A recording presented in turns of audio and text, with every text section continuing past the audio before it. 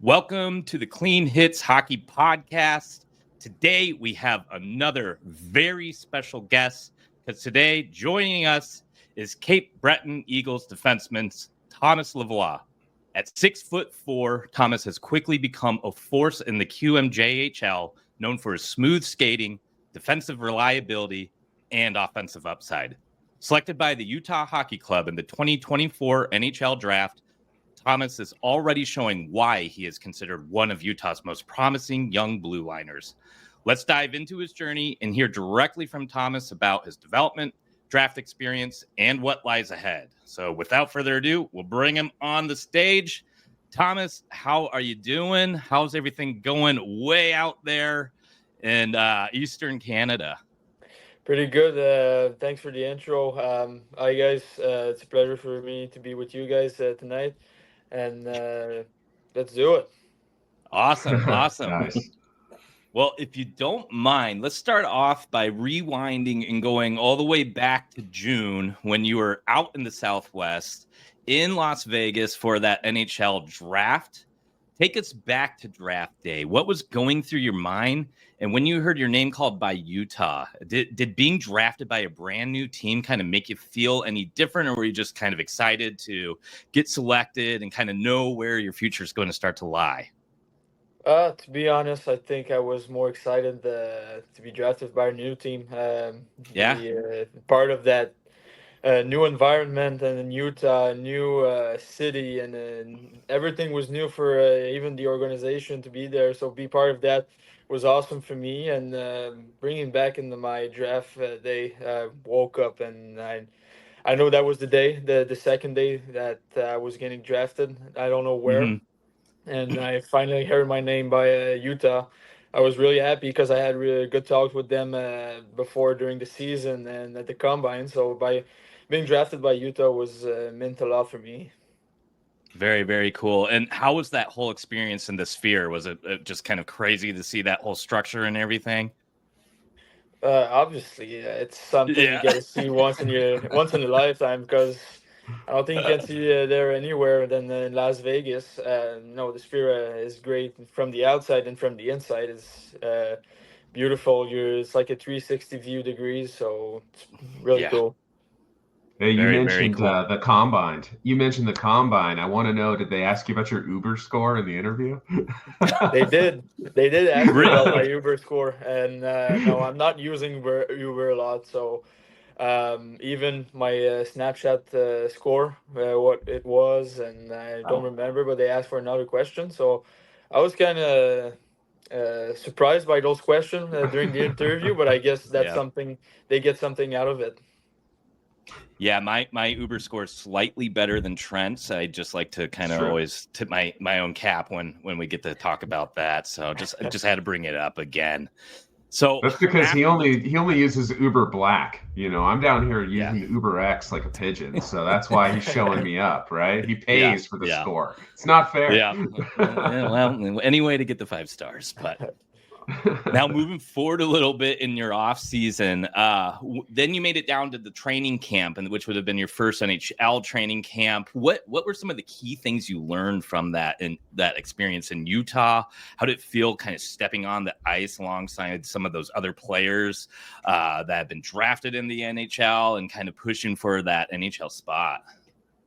Well, first thing, I think it's the elite level now on. There's no other level after the NHL. So you're with the best. You're there for a reason. You got to do your job. You got to earn a spot.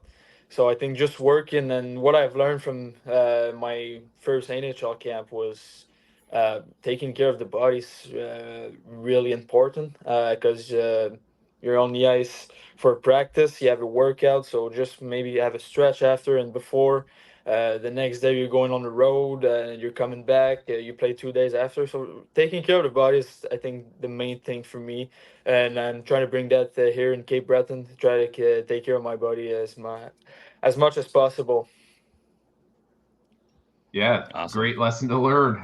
Definitely a professional approach, right? And Salt Lake City's a long way from Cape Breton, but Cape Breton's also a pretty long way from your hometown. It's like 800 miles, or I guess 1,400 kilometers, a pretty big span there, Thomas. How did it feel getting drafted by Cape Breton and realizing that you were going to need to play so far from home? And what's that adjustment been like for you? Yeah, obviously that was a big adjustment. It's my third year now, but my first year when I moved there in Cape Breton as a 16 years old kid, the first couple months were tough. I could barely speak English. I have an awesome billet here that my billet mom speaks French and English, so she helped me along the Oh, way to get better at. So it has been a big thing for me moving here my first year. But after that, it's just a little adjustment, and now it's my third year, and I love it. I want to come back here every day, or if I have to move, and maybe in 15 years I'll come back because it's awesome here, and it's just beautiful to be in Cape Breton. that's amazing. Yeah, you're actually not the first guy who traveled a long way that we've interviewed that told us the same thing about Cape Breton. We had Igor Sokolov on the show over the Yeah, summer.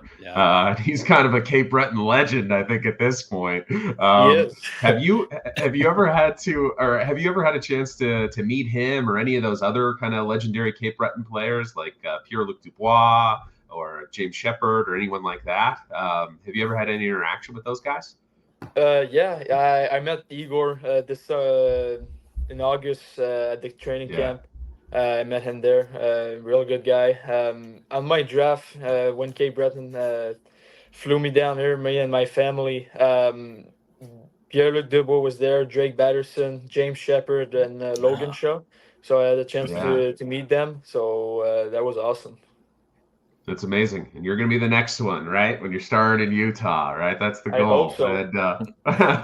And, so that's awesome that Cape Breton kind of rolled out the red carpet for you like that, which isn't surprising because you were, a first overall pick in the Q draft, which is pretty incredible. What was that experience like getting drafted first overall? And how do you think that's played into your game and how your game's developed so far in the Q? Obviously, being first overall, most people think there's a pressure coming with that status. But for me, when I met Cape Breton for the first time, they came down in my town for an interview. But the first thing they told me that today was not an interview, but more kind of a meeting. They wanted me to be part of the Eagles' future that day, and I had 48 hours to take my decision. So the next 48 hours, talking with my parents, what would be good, what would not be good to go in Cape. And I think I took the best decision to come in Cape Breton. I think it's one of the best experience I've had so far. And, it's like I said, my first year was tough, but after that was good. And being first overall, what I bring here, I thought my first year I was two-way defenseman because that was my first year. I was coming in the league and I didn't know what type of player I will be at the next level. So at my second year with the changing coach, we had Louis Robitaille was coming in, and the first thing he told me on the phone in summer when he called me is, this year we're going to find out what type of player you're going to be in the next level, and you're going to have the best year of your life. So last year, actually, I had one of the best year personally and as a team because we went far in the playoffs too, and I could define what type of player I would be at the next level with Louis, and I think that's why Utah drafted me, and I'm trying to improve on that this year. And I think definitely improving on that this year, only 2 points off of how you finished last year, on pace for 60-something points. What would you attribute to such an uptick in your offensive game this year? Yeah, I think the experience coming in my game a little bit. It's my third year, but I'm never recognized as a player who's going to do 60 point. I think it's coming with a responsibility I have this year as a third year defenseman here. I'm playing a lot of minutes, big minutes, probably around 28 every night, and first power play PK. So it's more responsibility for me this year. So the points are coming in, but my first job as a defenseman is to play hard, defend hard, and go on the other zone and just trying to win some games. You'll fit in well in Utah because there's definitely a defenseman there who's playing about 28 minutes a night in Mikhail Sergachev. So and maybe a potential partner for you down the road as well as a right-hand shot. your game is, talk to scouts and, Tomas Lavoie, he's a shutdown defenseman. But this year, as we've spoken about, you've added that offensive side to your game. So, how do you continue to add that offensive touch with, staying true to the bread and butter of you being a shutdown defenseman? I think it comes down to the practice habits and practice when we're practicing a drill and in the ozone. I'll try to apply myself the best to get like more option, bring a good shot on net, and give the goalie a hard life in front of the net. So I think it's starting in practice, and then you do that in games, and then after that it's going to come by yourself. For sure. Okay. What would you say your mindset is when you're retrieving pucks under pressure? You're looking to make that first play. Yeah, that's something I want to get better at. Obviously, I'm not the best at it. I'm not the worst. I think it's kind of middle. But the first thing I want to do when I'm retrieving a puck, it's to scan the ice, my head on the swivel to see where my options are. I want to know where's my option before I get to the puck, so I know what play I will do. So I think it's start again in practice. If you get those practice habits and you transfer that to your game, it's going to be easier. Awesome. Now, Tomas is a very humble guy. I've watched him a lot this season, and I see some really good transition plays happening, seeing a ton of improvement there. Really, really encouraging, getting that puck out of the zone, up the ice, and becoming a threat on offense. So if Utah fans are watching CHL TV, they're going to see just how humble of a guy Tomas is, because his play is looking really good when it comes to transitions. Now, thank you. Yeah, for sure. Hey, gotta call it like I see it, and been super pleased with your play on the ice. I am wondering though, like, what are some of the things that you do to unwind away from the rink? Like, what are your non-hockey hobbies and interests? Anything that you do to kind of recharge during the season? Obviously, just talking to my friend back at home, talking with my family, my mom, my dad, my grandmother. Listening to music get me away from the rink, and it's recharging the battery for me. Just listening to music in my room or doing some stuff. But I think those two things are the key for me to keep away from hockey. Is there much time away from the rink to watch any Utah games, or is it strictly focuses on Cape Breton?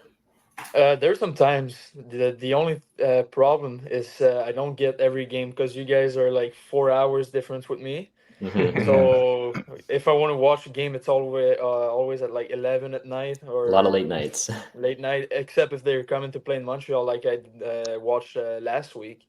Mm-hmm. But except that, no, I can't watch because they're so late. Is it maybe a bit of a added reason to watch the team when you see a player like Maverick Lamoureux, who, like yourself, comes from the QMJHL? He's a Montreal kid, and you see him step into the NHL this year, first year pro, right? Only played a couple of games down in Tucson. Comes in, makes an immediate mark. You see him. Coming out of the queue. Is that somebody you can look up to? Obviously, I've been chatting with Maverick a little bit throughout the week since I've came back from my NHL camp, and I think that's something possible for me to play in the NHL in the next 2 years if I do every details and if I practice hard and if I play hard, if I do my job. I think that's something I can achieve. And to look up at him, maybe he can give me some advice if I need to, because he's been through what I'm going through right now. So I would not say he's a good mentor, but he would be a good reference for me along the way. That's great. Yeah, I can't imagine having a 6'7" Mavlam on one pair and then a 6'4" Lavoie on the other, and what the other teams are going to think about that when they have to go up against it. But you mentioned music. It's that time of year. I don't know if you use Spotify, but everybody's getting their Spotify Wrapped, which always show like your top 5 artists and the top songs you listen to. If you don't mind letting us know who your top listened to artist was this year, if you use Spotify or Apple, and if not, what is that song that gets you pumped up before games? So my top artist of the year was Drake. I've been listening to Drake, I think, for the last couple years. He's been my favorite rapper, probably my favorite rapper of all time. And my top song was I don't remember the name, but the top album was "We Don't Trust You" by Future and Metro Boomin. I'm a big rap fan, so I've Cool. been listening to a lot of rap this summer. With maybe if you guys are fan rap too, you guys might know that Drake and Kendrick Lamar went into a beef, Yep. and Yeah. so by saying that, I'm on Drake's side. Oh, in that battle. And yeah, no, music that gets me going. I think, not gonna lie, Drake's headline from his 2011 or 12 album. I can rap that song, and that gets me going. that's awesome. Nice. Yeah, Very good. Now, going to have to toot my own horn. I had Schoolboy Q near the top of mine, which actually surprised me. And I think the other one was JPEG Mafia for my top rap artist this year. Yeah. But yeah. So, Thomas, is there any French language rap that you listen to? Because I got a couple little kids at home, right? So the lyrics are not always appropriate, but if it's in French, they'll never know. I can turn it on in the car. Anything you can turn us on to in French? Oh no, there's no. Well, there's like UK French, like more Okay. than France. I'm not listening to that rap, not really. No. But there's more like there's French. There's more like country French song in Quebec. So I think those can be good if your little kids likes country. Yeah, well, some of those lyrics are getting a little rough too. So maybe I'll have to look into some Quebecois country music. Yeah, for sure. And if you think of any French language rap, let us know. And I'm sure some of the listeners will comment some for me too. So Perfect. Yeah, thanks, man. Well, hey, Utah's building something special as a brand new team. Do you have anything in particular that is really exciting you about joining this organization? And how do you kind of see yourself contributing to their future success? Well, obviously, I think moving down to Utah, where fans likes to go at the rink and will go anytime. If it's a Monday or Tuesday, Wednesday, they'll go. It's a community base of hockey there. I think more than Arizona, from what I heard. So just being around a town that loves hockey and wants the best for their team, it's something really good. And what I can bring to that team in the next couple of years, I want to be the same player, shutdown player. We can play a lot of minutes. Who's going to play on the PK to block some shot and can bring some offensive too. But the key point is going to be being a shutdown player. Incredible. That's music to our ears, especially with so many injuries on the blue line right now, especially on the right side. I think that a lot of Utah fans are probably looking at their watches, tapping, hoping that you're going to get here sooner than later because they have been decimated on that right side with Dursey and with Marino and now Lamera as well. We need some help. We need some help, Thomas. So really glad to see how well you're performing this year in the Q. I think we're all taking heart from seeing the leaps and bounds that you're making in your game. So really exciting stuff. Thank you. Yeah, awesome. And well, thank you so much for joining the show. We really appreciate that and all the insight you gave us. And I hope you have a fantastic holiday season. Just keep on doing what you're doing up there in Cape Breton. Thank you very much, guys. Appreciate it. Yeah. Thanks, all right. Have a good one. Thank you, Thomas. All right. See you guys. Well, I remember back in March or so, Trent and I got lunch and we were talking about prospects and some of the kids we really loved in that 2024 draft. And Trent was all about Tomas Lavoie. Here we are nearly 9 months later talking to the kid. Kind of a surreal experience here. We absolutely want to thank Tomas for joining us. Great kid. Obviously had some fantastic insight to his style of play, what he's working on, playing out in the queue, and all of those tidbits. Excellent to hear.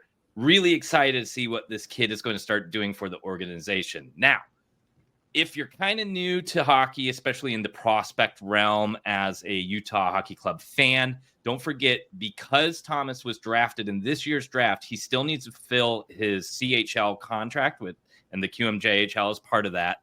So he won't actually be able to make the AHL affiliate for the Utah Hockey Club for another 2 after this season, 1 more season after that. So maybe a little whiles till we see the impact he can make. But the flip side of that is prospects always have that chance to make the team out of training camp. So if he were to really turn heads next season during training camp, he may get something like a 9-game tryout where he's kind of playing on the team, traveling with the team. And after he plays 9 consecutive games, he gets his for 1 year off the ELC burn, correct? That's right. Yep. On the 10th game. Yep. Or the team would have the ability to send him back to the queue where he would have to play the remainder of the year unless there's some loopholes with like injuries and having mass injuries or something. I don't remember all the details on that. I'm sure you guys can fill me in, but it may be a couple years till we see his impact. But again, if his progression keeps on developing the way it has, maybe he's one of those sneaky candidates to maybe make the team out of camp. What do you guys think? Yeah, I think you go. Yeah, I wouldn't guess that he probably will be making the NHL club out of camp. He strikes me as the kind of kid who'll probably need to go one development step at a time and spend a little time with the AHL affiliate. But I don't think it's a bad thing to return another year to junior. He will be eligible for the World Junior team next year, and with some graduations there, they're always looking for guys in the bottom of the lineup that can provide some work boots and hard hats, some physicality and some penalty killing. So he could be one of those checking type, matchup type specialty players that does make a World Junior roster. He's probably a little bit of a long shot for that, but it's not totally out of the question. As you're building a team, you're not really looking to build an all-star team. You're looking to build a team that works. So he does have potential there, and it gives him another kick at the can at the QMJHL playoffs. He referenced that Cape Breton had a good playoff run last year. He really shined in those playoffs. So a lot to play for, a lot to learn for him. A kid who was drafted first overall as a two-way defenseman and is really blossoming that offensive side of his game in the queue right now. Could really use maybe another season down in the queue after this one to really put the finishing touches and polish off that offensive ability to see if he could be maybe a little bit more in the future of a two-way D rather than a shutdown type. And I would say even, after Dmitry Simashev, he's probably our most exciting defensive prospect, right? He's got the size. He's a right-hand shot. He's got the defensive game, obviously. The offensive game is coming along this year at basically a point per game. He's checking every box at this point. So if he's already doing this in his 18-year-old season in the Quebec League, like what's next year going to look like? Yeah, absolutely. Yeah, that is I think his only competition really is Artem Duda, maybe system-wise. Other than that, I mean, there's some guys nipping at his heels like Goldsmith or Kipke. But yeah, I think behind Simashev, it's really anybody's game to step up and grab a hold of it. If we're not considering, of course, Maverick Lamoureux, who's already in Utah. Yeah, but at this point, once he returns from injury, there's a good chance that he'll be graduating from that prospect status this year, which is it 25 games played in the NHL? I don't know if there's an official definition for prospect status. He'll burn a year off of UFA after 40 games. But yeah, he's obviously well beyond the ELC consideration given his pro experience now. So, are you suggesting for Calder reasons? Like rookie status? I guess rookie status is kind of where I'm at. But yeah, that's true. The prospect is a little bit of a less defined definition. But speaking of prospects, we are going to spend some time breaking down some of those standouts from this season. And unfortunately, we got some bad news for quite Utah Hockey Club's top prospect. Trent just put out an article on Tija Ginla at cleanhitshockey.com to kind of give us an update of his play.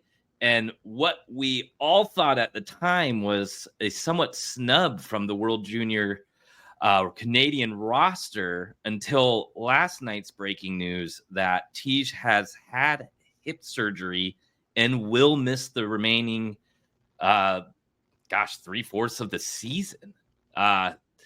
So what do you think the impact is that on kind of his timeline, the recovery here? Initial thoughts on this? Yeah, I think that it pushes everything back a year. It does. 21 games is not enough, I don't think, to have significantly pushed his development forward. He was having a heck of a season in Kelowna. He moved positions around a little bit. They eased him back into the lineup at wing after he was a late arrival in Kelowna because he needed to spend a little extra time at camp in Utah because of potentially the same hip injury, would be my guess. So this may have been a lingering thing. Despite that fact, he was tried at center for quite a while. They moved him back to wing. There was kind of mixed results on that. He's looking to project at wing, and he's been a phenomenal contributor for Kelowna. His pace of scoring, which now, unfortunately, this is going to be it. It's going to end the year with 32 points in 21 games played. There won't be any more statistical updates from Tej this year, unfortunately, but that points per game pace is up 20% from last year. So a positive step forward, but I don't think that it's a full development step. So provided that everything goes really well with his recovery, that's the nice thing about the fact that the CHL season's only a third of the way through, is it gives him plenty of time to get himself healthy again. Those injuries like hip that are kind of leg related, you can't skate with them, but they're still up in the core and they kind of limit your ability to train as well, can be really difficult things to come back from and can take some time to get back to 100%. So I think it's a good thing that he does have that time. That may have played a role in when they elected to do the surgery as well. It doesn't seem like it was the kind of thing that happened on an emergency basis or off of a play from a game anyone could pick out.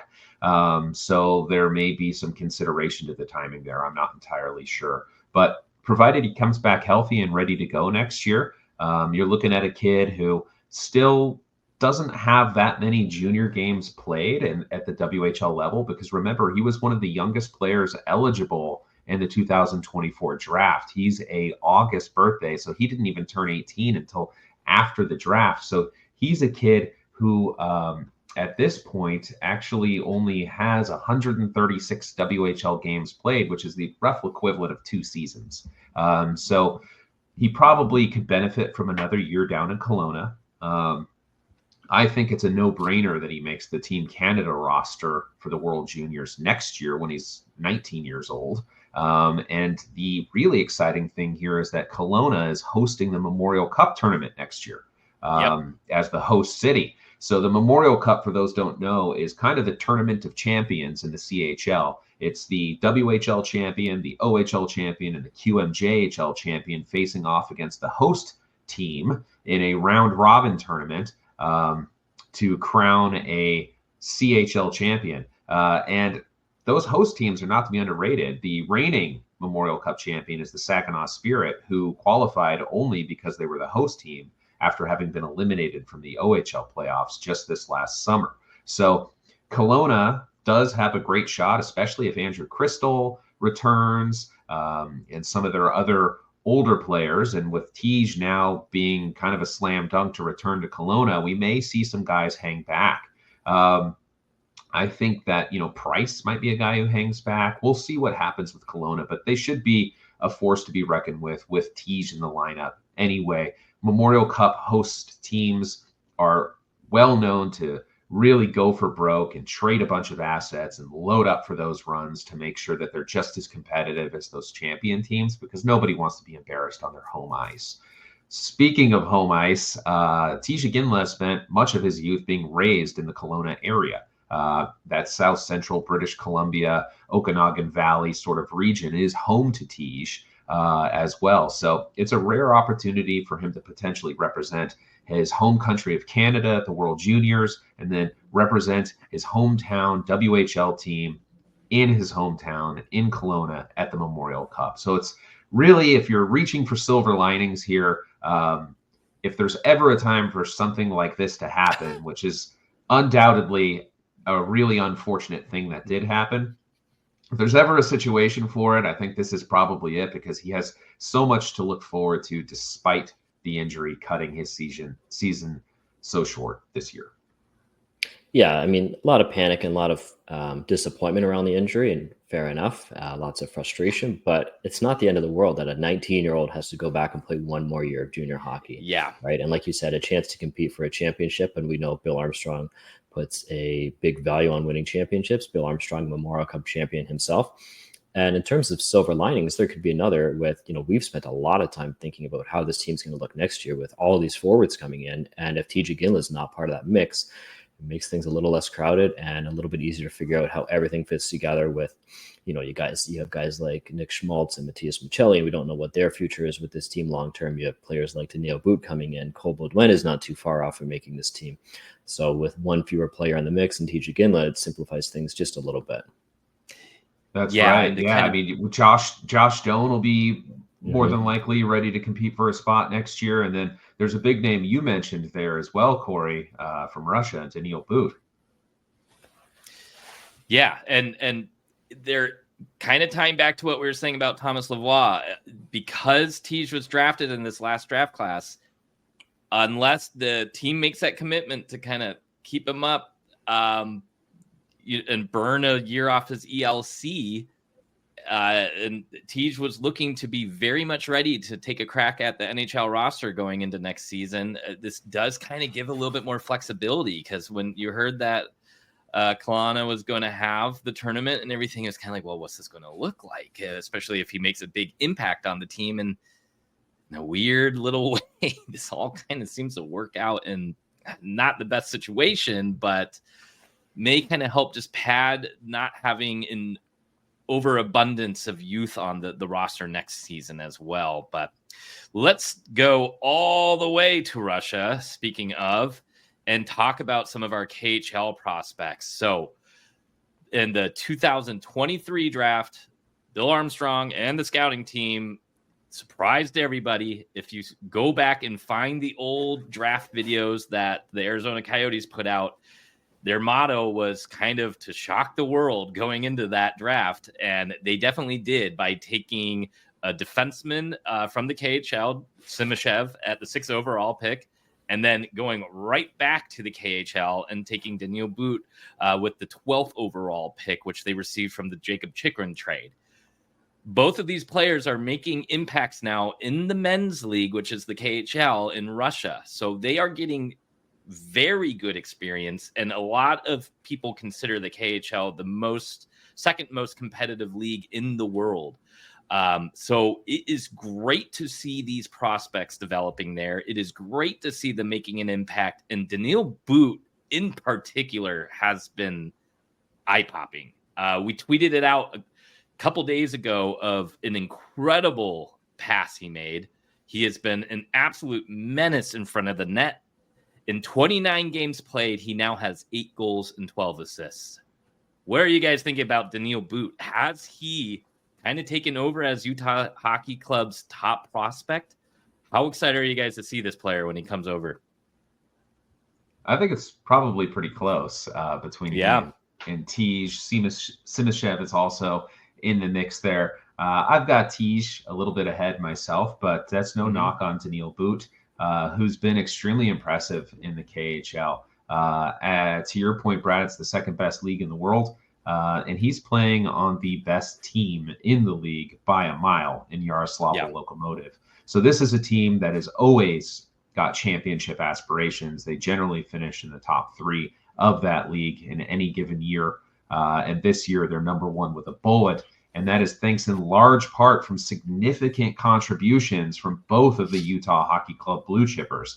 Both players are playing significant roles at a very young age on a championship caliber KHL team. That is not common. It's a league infamous for holding younger players in more limited roles, especially those top talents that are going to end up just leaving the team before long anyway to head to the NHL. They really don't have a tremendous amount of motivation to put in the work and sacrifice necessary to develop this top talent unless they're actually helping the team win. And that's exactly the case with these two players, who are certainly big contributors to that team and part of the reason why they're number 1 with a bullet in that league. So therein lies the rub, right? Both players have expiring contracts this year and have a choice to make: re-sign with Lokomotiv or sign their entry levels with Utah.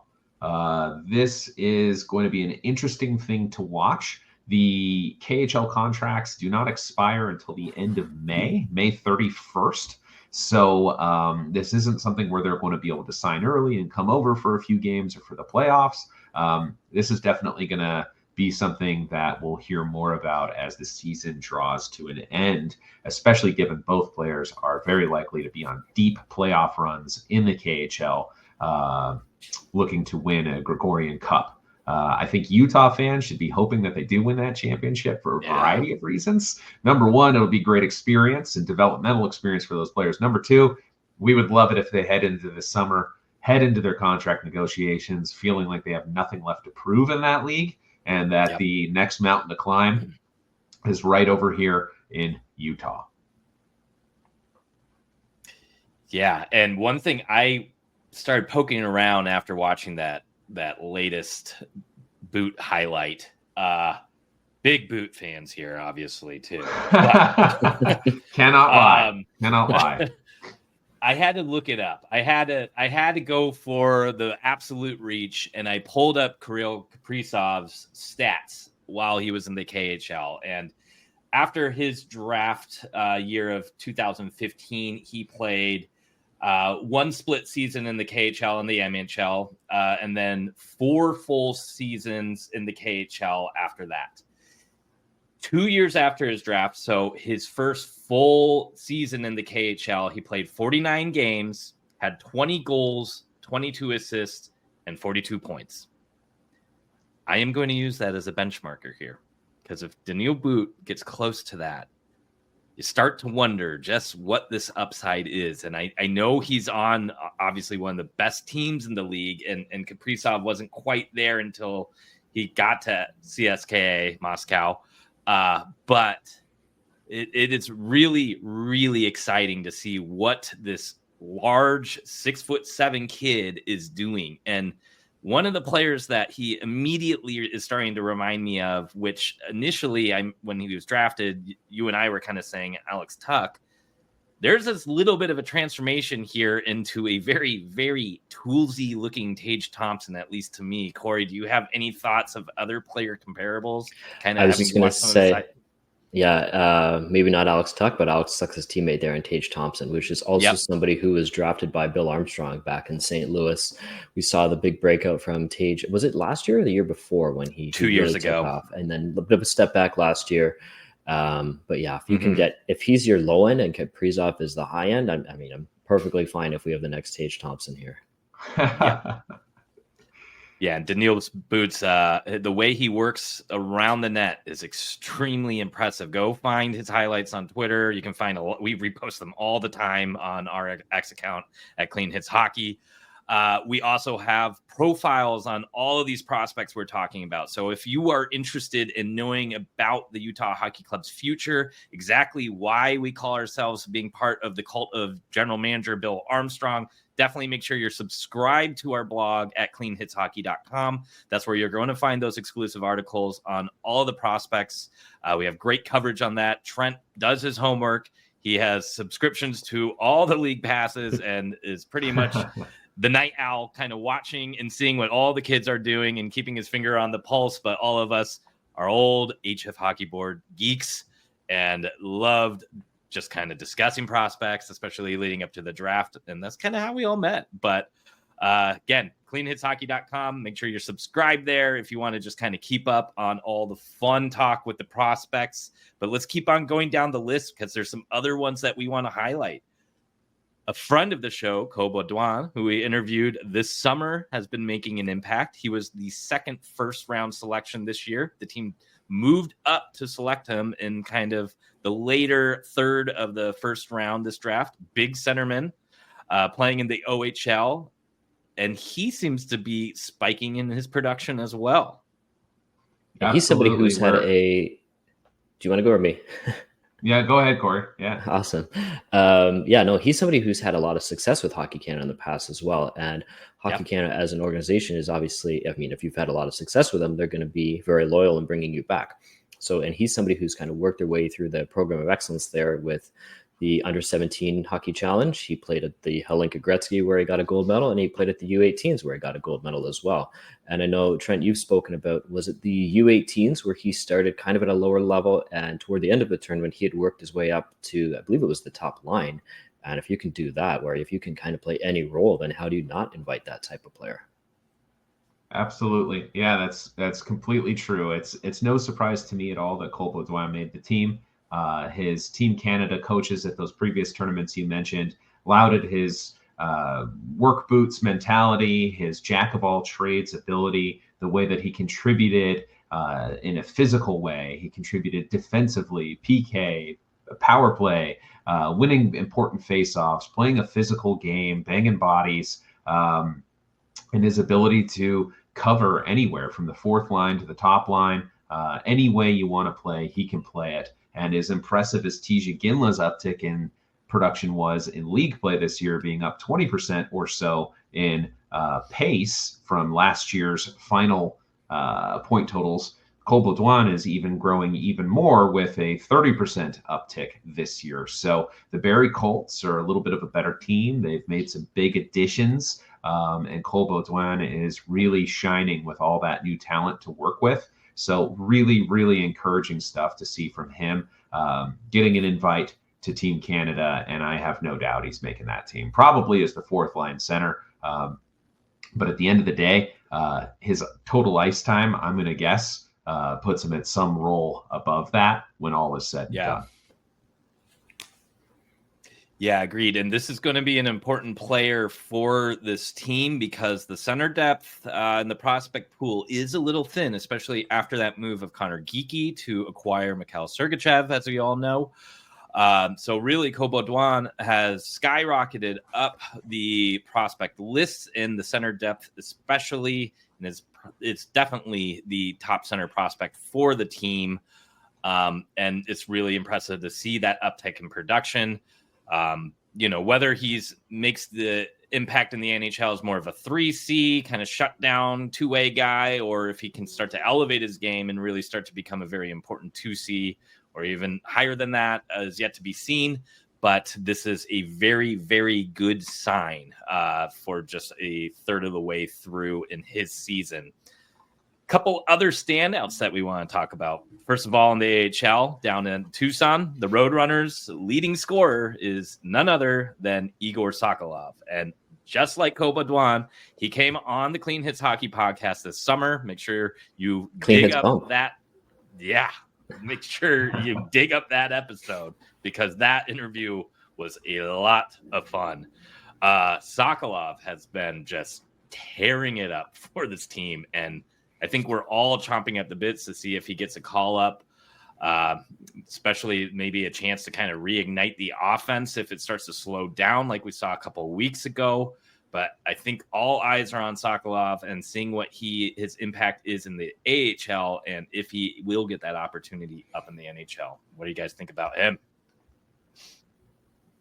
Yeah, I think he's scoring in more way than one. If anyone saw that adorable gender reveal that Tucson set up for him, where he fired the exploding puck and a pink cloud came out announcing that it's a girl, and he and his lovely wife had a very special moment embracing there on the ice, and her complaining about his sweatiness, typical wife fashion, as they're getting ready to welcome their first, which is an incredible milestone in his personal life. And I think sometimes those players who just have babies or just learn they're going to have babies tend to go on a little bit of a heater. So I was hoping he'd get a call up sooner than later so that we could kind of ride the wave of the excitement of the father-to-be news. But Sokolov's doing it like he does it down there, man.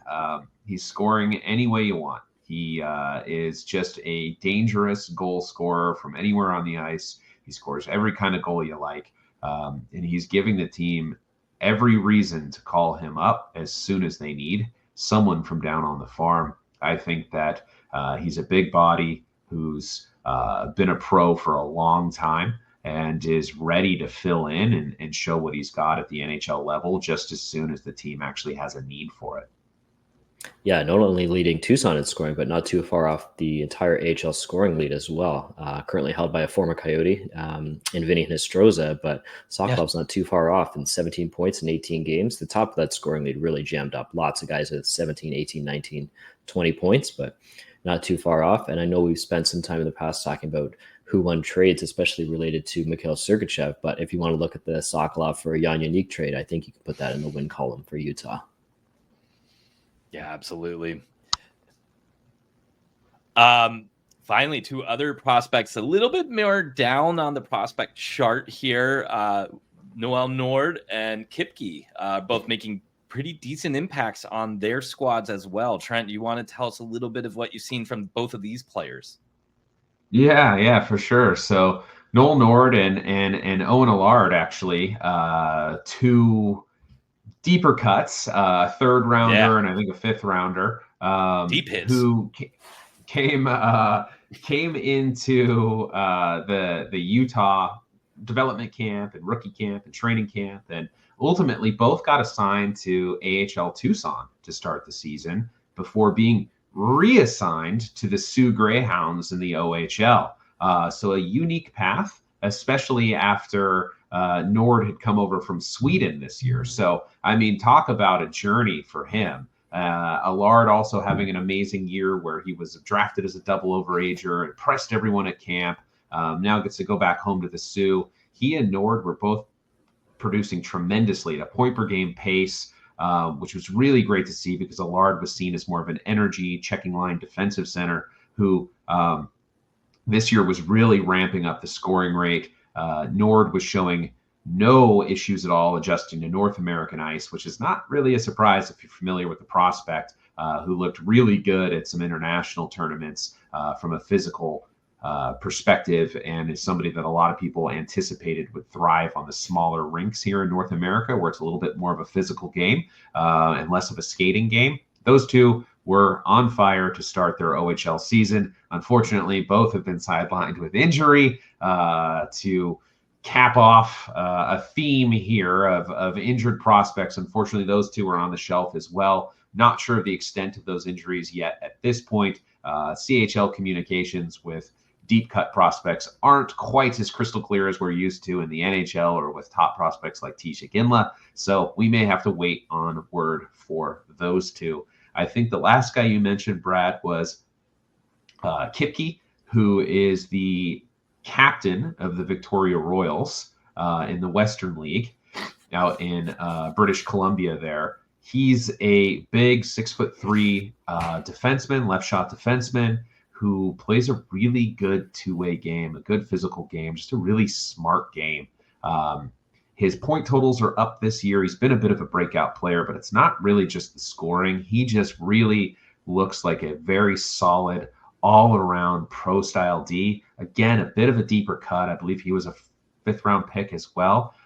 He's not currently signed to a contract, and as this team has drafted so many players and has so many picks, those roster spots, those contract spots, I should say, the 50 contract limit per organization is going to cause some pretty tough decisions. I think you're going to see them having to trade or not sign prospects they would have otherwise have preferred to keep.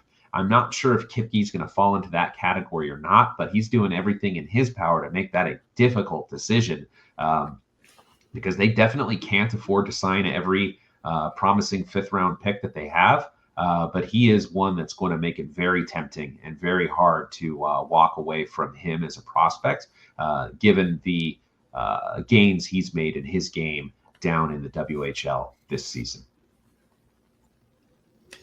Yeah, fantastic stuff. And it really shows just the depth that this prospect pool has, kind of the eyes that the scouting team has. Don't forget, it's an all-star scouting team that Bill Armstrong has put together. Just really exciting stuff. And if you're new to kind of the NHL and the prospects and the draft and everything, we have tons and tons of content. Like I mentioned before, we're all big prospect and kind of draft dorks here.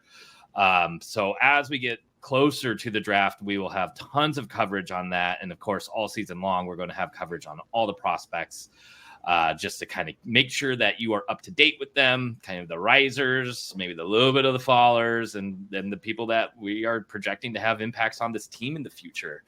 But that is all for us today. Got a couple exciting games coming up this weekend for the Utah Hockey Club, playing Buffalo and Philadelphia back-to-back. This is a good chance to get back in the win column, maybe finally get those two consecutive wins together, which we haven't seen since the beginning of the season. I am Brad. We got Corey phoning in from Toronto, and then Trent as well, the prospect guru.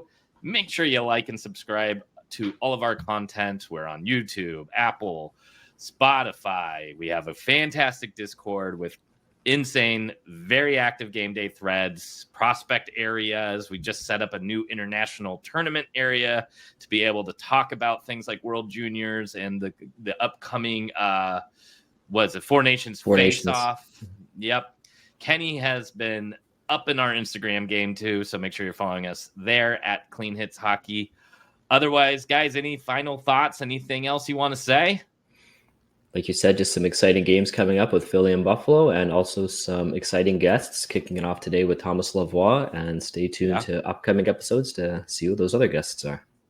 Yep, absolutely. And if you're looking for some good holiday gifts and have some hockey fans in your life, you could get them a subscription to Clean Hits Hockey or some of our swag. We got the Clean Hits shirts. We got the Dylan Gunther Costco card and the Cult of GMBA shirt. And maybe we need to drop Clean Hits hoodie just for the holiday season. So keep your eye out on that. You can find all of our links in our X account as well. Otherwise, adios and have a fantastic day.